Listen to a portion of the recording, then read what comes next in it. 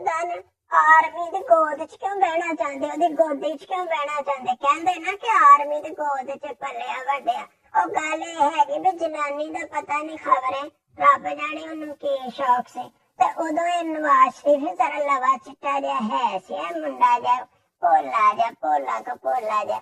ਤੇ ਉਹਨੇ ਇਹਨੂੰ ਆਪਣੀ ਗੋਦ 'ਚ ਬਿਠਾਇਆ ਸੀ। ਉਹ ਸਾਨੂੰ ਤਾਂ ਨਹੀਂ ਪਤਾ ਉਹਦਾ ਕੀ ਸ਼ੌਕ ਸੀ, ਲੇਕਿਨ ਉਹਨੂੰ ਗੋਦ ਬਿਠਾ ਕੇ ਚੰਗਾ ਮਜ਼ਾ ਆਇਆ ਤੇ ਉਹਨੇ ਫਿਰ ਇਹਨੂੰ ਵਜ਼ੀਰੇ ਆਲਾ ਬਣਾਇਆ ਸੀ। ਬਾਅਦ ਫਿਰ 4 ਲੱਖ ਦੀ ਗੋਦ 'ਚ ਬੈਠਾ ਤੇ ਉਹਨੇ ਫਿਰ ਇਹਨੂੰ ਵਜ਼ੀਰੇ ਆਜ਼ਮ ਬਣਾਇਆ ਸੀ। ਫਾਰਮੂਲਾ ਚੰਗਾ ਸੀ। ਹੁਣ ਤੁਹਾਨੂੰ ਸਮਝ ਆਈ ਲੋਕਾਂ ਨੂੰ ਇਤਰਾਜ਼ ਹੈਗਾ ਕਿ ਇਹ ਮਨੀਰੇ ਮਿਸਤਰੀ ਦੇ ਨਾਲ ਇਹ ਮਰੀਮ ਸਫਦਰ ਨਾਨੀ ਇਹ ਜਾ ਕੇ ਕਿਉਂ ਬੈਂਦੇ ਤੇ ਕਿਉਂ ਇੰਨਾ ਹੱਸਦੇ ਆ ਤੇ ਆ ਲੁੱਕ ਕੇ ਕਿਉਂ ਮਿਲਦੇ।